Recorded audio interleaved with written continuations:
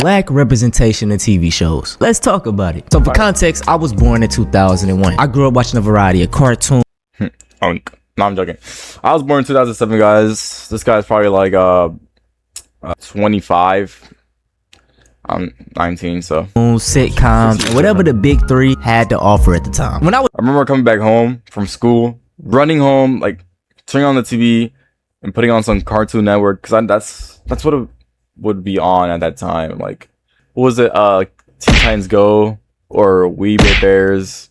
What else was on at that time? I think it was like those two main shows that were on. And then after, in like afternoon, or like not afternoon, but in the night time, I used to watch Nickelodeon. I was a Nickelodeon kid. I love Henry Danger, those with Thundermans. Nickelodeon was just like something I, hit home. I watched it more than the big three, Cartoon Network and Disney. If my favorite shows weren't on Nickelodeon, I would probably go to the Cartoon Network or Disney XD or something like that. Younger, I never really paid attention to these films in a deep way. I just consumed it. But whenever I did see a black character, man, it made me happy. I say this all the time, but representation matters. These little instances. Yeah, it was like, bro, like, damn, that's me, bro. As a kid, you're like, it's mostly like just white characters, but then you see like that one sore thumb. I think that's the phrase they use. He's unique. He's different from everyone else. And that's like growing up.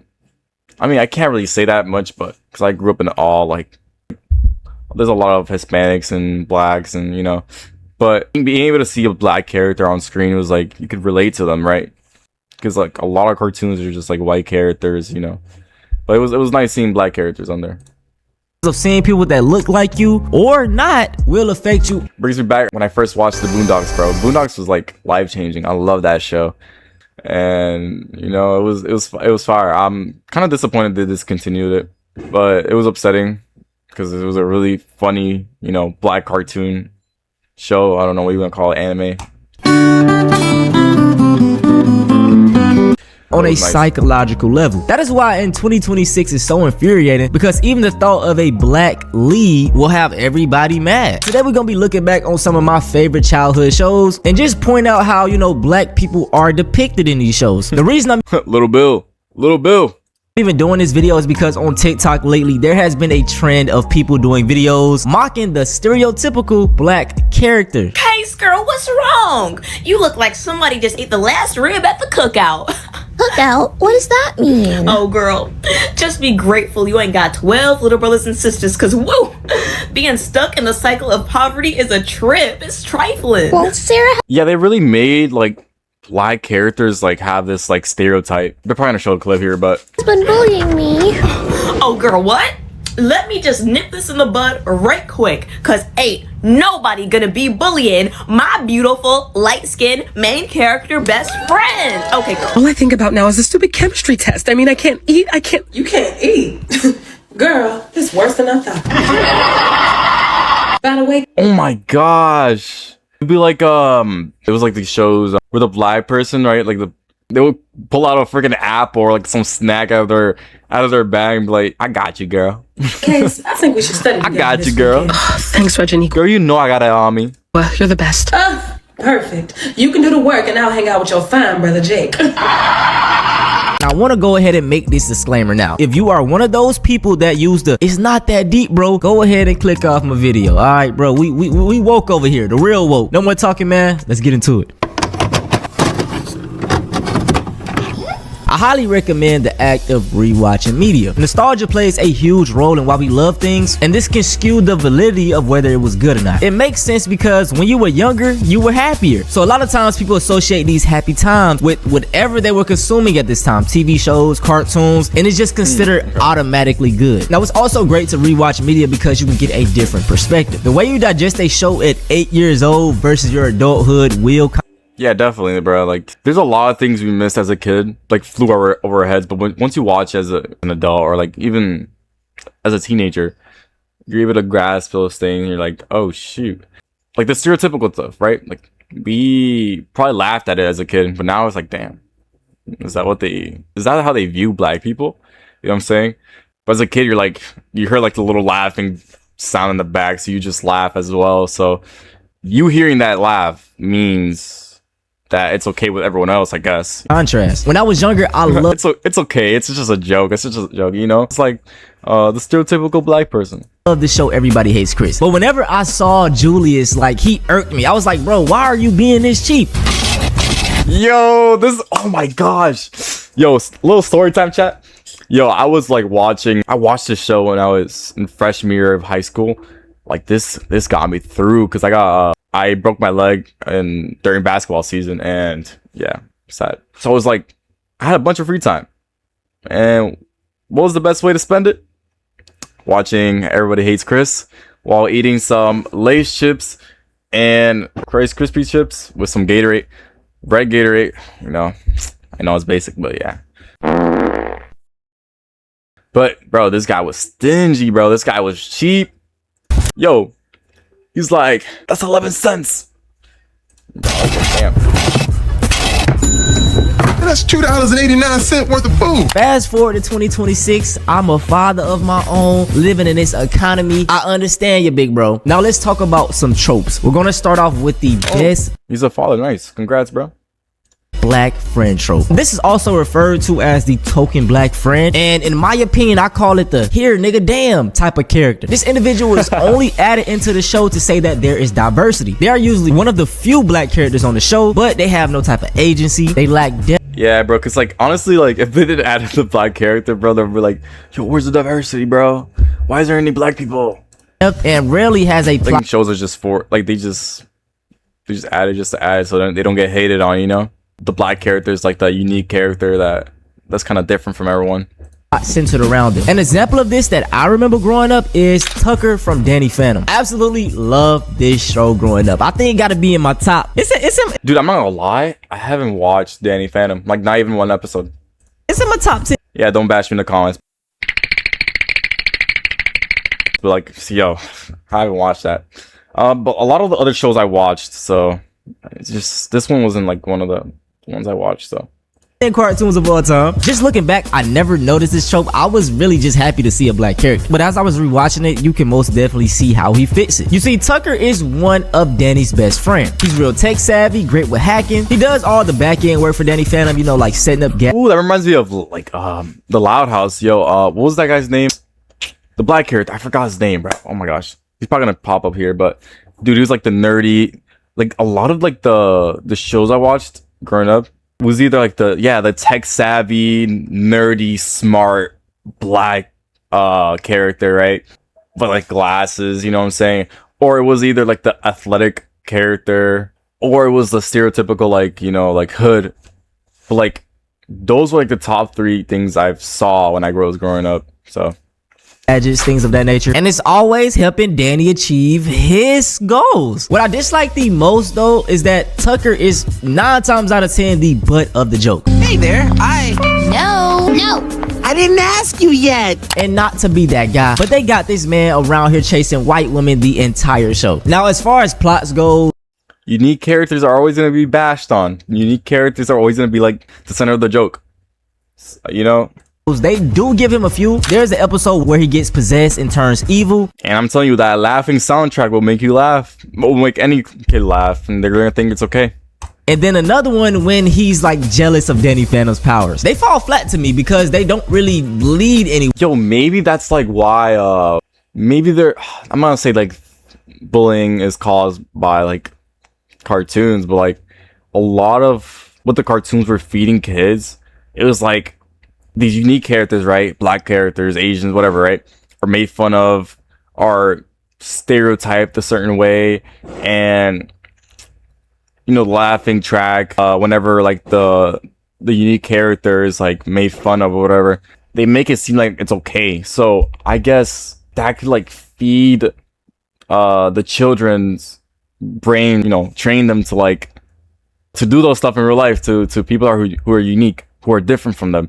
So hey man, where it's like after that show it's like okay, just back to normal. As far as his art goes, I think it could have went a little better. By the end of the show, he basically realizes that he's the sidekick, like he just stand in his place, and Danny Phantom, the white man, is his show. Maybe I'm tripping, okay? If you watch the show, let me know how y'all feel about it. Now this example, you don't even gotta debate it. Tebow from iCarly, he fits this trope perfectly. He isn't specifically anyone's best friend, he's more of like friends with everybody in the group. The main cast of iCarly has no black people, okay? And Tebow is just one of the 2 recurrent black characters on. Hey, bro, I'm telling you, bro. He's like the sore thumb sticking out. The entire show is him and then Principal Franklin. Despite being in 25 of the 97 episodes, there is no depth to Tebow at all. All we know about him is that his real name is Terrence. He's the manager or owner of the Groovy Smoothie. Like, we never get a definite answer. And I want to say he's Jamaican. I think they hinted at it but didn't necessarily say it. But just because he's a black man with dreads don't mean he's Jamaican. So I don't, we still don't know that. But in short, we know so little about him because he is strictly used for comedic relief. He's loud, funny, over exaggerated, and he got this gimmick of like putting different foods on a stick. Nigga, how the hell you do that? He's a very loved character, so it's just disappointing that we couldn't get more from him. Maybe learn a little bit about his backstory, how he got into the smoothie business, etc. Right? They did my boy dirty, man. Right? They just use him for like comic relief, bro. And this is a common theme that you will see in Dan. Yeah, it's very common, bro. It's very, very common to see that in a lot of shows. Like he said earlier, the sidekick. And Schneider Films. The next trope we have is the sassy black woman. In my opinion, this is the most common trope and we see it all the time. Bro, I'm telling you, bro. Oh my gosh. Family Guy and Cleveland Brown show. The Willie T. Ribs racer cheerleaders are about perfection. Hard work, sweat, tears. Bro, and bro, they're naming them like LaQuisha or Keisha. Bro, these stereotypes are crazy. This is where a black woman is written as loud, having a lot of attitude, overprotective of their main white lead, and in the name, sassy. They also love doing that hand on the hip, finger wag, neck roll thing. Y'all know what I'm talking about. Yo, I'm sorry, but I'm not laughing because like it's just like stupid. Like they over exaggerate a lot of like these what they call like black traits. It's just like funny to see that like they just over exaggerate. Yeah, there is people that are loud, there's black people that are loud, there's people that scream, fight, but like that's not all black people, you know what I'm saying? Like it's stereotypical. A great example of this they probably take a few like a small statistic and like they over exaggerate it. That I remember is Ivy from Good Luck Charlie. You could also debate that she fits the best black friend. Oh my gosh, wait, was Good Luck Charlie? Yo, I used to like a room, I would lock my door, turn off the lights, wait until everyone went to sleep, and then I would stay all night watching TV. It was either Good Luck Charlie or the oh, I forgot the name of it. Oh my gosh, brain fart. I gotta search that up. Chat, hold up. The George Lopez show. Yes, y'all remember when y'all would like wake up randomly at like 3 a.m.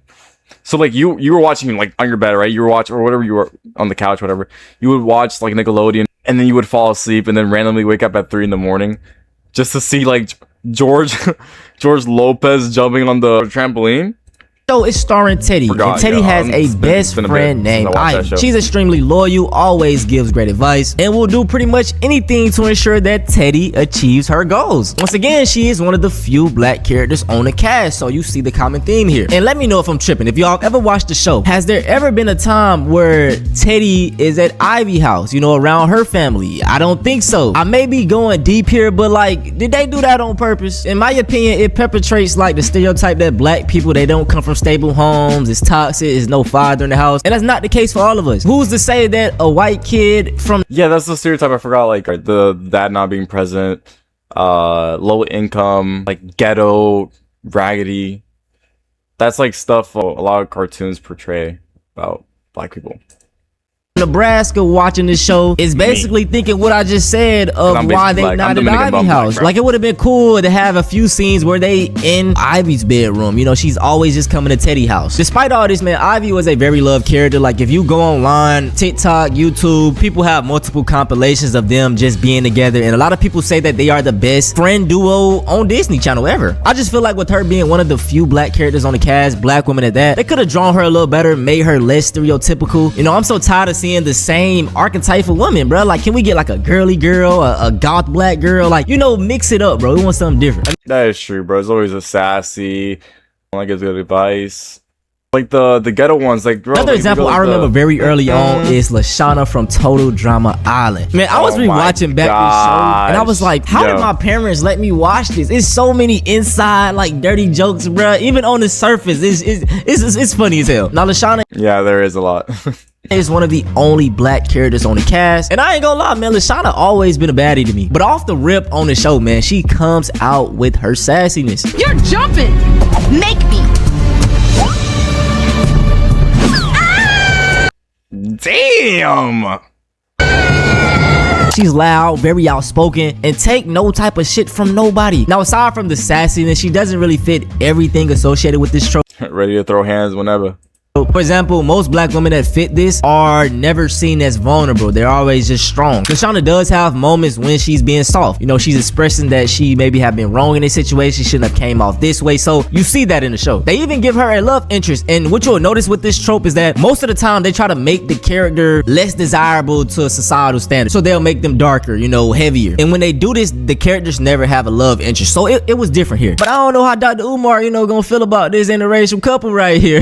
Now, a character that fits all the boxes and isn't up for debate that fits this trope is Andre's grandmother from Victorious. This is another Dan Schneider show, and like I said, you will see the pattern when he writes black characters. She's he bro, this guy with a stereotypical, you know, loud, aggressive, and her role is very similar to Tebow. Like, you know, pop in, say something funny, and get up out of here. I know it's just jokes and all, but as one of the only black women on the cast, this is how y'all portray her. And just even bring it back up, Lashana, you could kind of see how stuff balances out with her. But with Andre's grandmother, it's just straight up character. Now, this trope even represents little girls, you know, little black girls in shows. A recent example of this is Erica Sinclair. She's sassy, real snappy with those. Bro, it's like, dude, I just like, this guy's opening my eyes because like I just forgot about this. Yo, Erica was like portrayed as a sassy little girl, bro, who's like always like rebellious and always arguing as her older brother.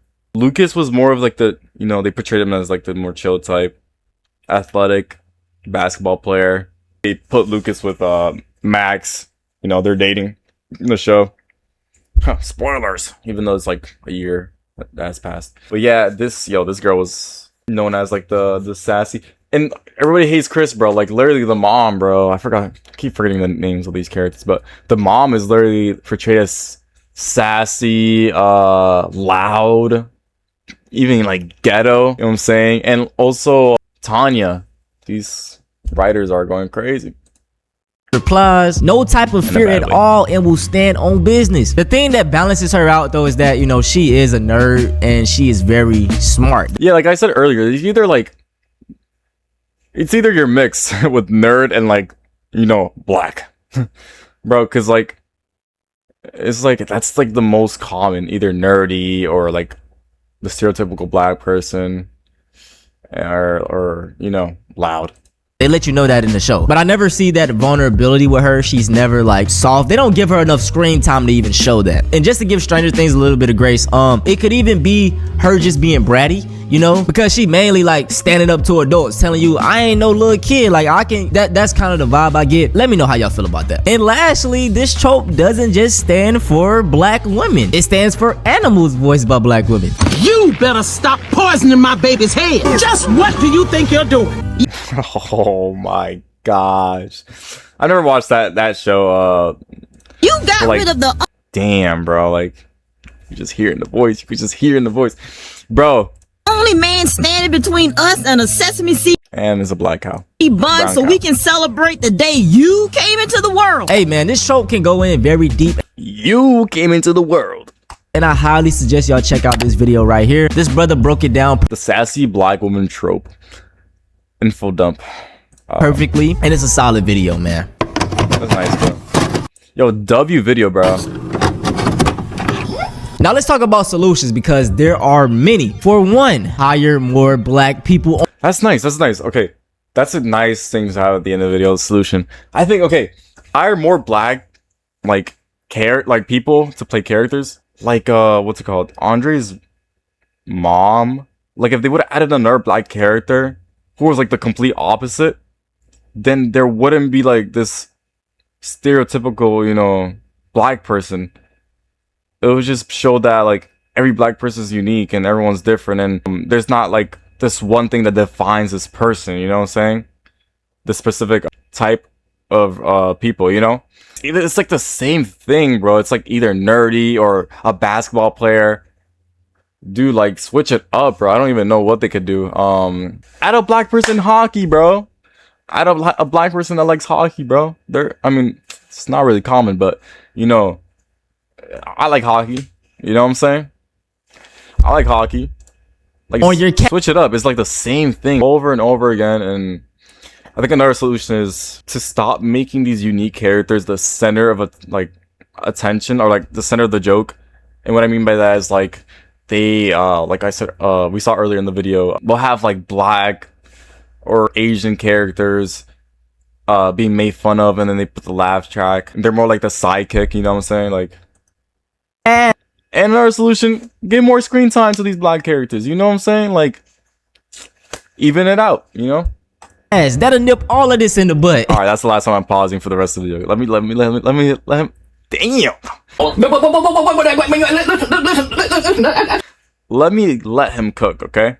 I don't feel like these writers do this on purpose. I think they just see examples because it shows so much, so they just end up thinking that it's true. I say this all the time, man, but most white folks don't really have Sorry, I know I said I was gonna stop, but it's like social media, bro. What social media portrays to these writers, they just look at it, they think it's true. They also look at a misleading graph. They look at misleading graphs. They look at misleading statistics. They go off of social media videos and the news and stuff like that, instead of going actually out in the public to talk to black people, to interact with black people. Like, they just look at things that were either happening on the news and just find the truth for yourself. You know what I'm saying? Don't go based off of what people tell you, like, online. You know, that's the dumbest thing you could do. Interactions with us. The way they perceive us is the way they see us on TV, social media, etc. So they model it after these things. And let's say you do want to have in a sassy black woman character or a black best friend trope right here. You can balance it out by adding other black characters that don't fit those tropes. You can have a sassy black woman. Exactly, bro. But also add in a gothic girl. Sprinkle in a girly girl. Add the gothic girl, bro. I tell you. Add the hockey player too. You know what I'm saying? Like, you know, Tiger Woods play golf. So add a golf player over here. You know what I'm saying? You can mix it up. If your character is one of the only black people, give them depth as well. Let them be able to stand on their own. Have them have a plot every now and then. You know, that's just all we asking for. But yeah, instead of being like the side character all the time, you know, let them have their little like story, their little episode for themselves. You know what I'm saying? Let them have a little bit more screen time. You know, instead of like the only screen time they'd be getting is like either to be ridiculed, made fun of, laughed at, or like psychic. That's it for this video though, man. I hope y'all enjoy. I want to start doing more TV analysis, more movie analysis. Listen, I know a lot of y'all been asking me to do a video on who cloned Tyrone, and it's gonna depend on how this video right here do, or let me know in the comments. Yo, W video, bro. That was a W video. Black representation in TV shows. Yeah, I'm gonna hit like, subscribe, and bell, bro. I like this dude, bro. We might have to watch more of his videos, Antonio Speaks. But yeah, if you guys enjoy the videos, please leave a like, subscribe, and tune in for the next stream and tune in for the next video. Please have a nice rest of your day and have a blessed one. Peace.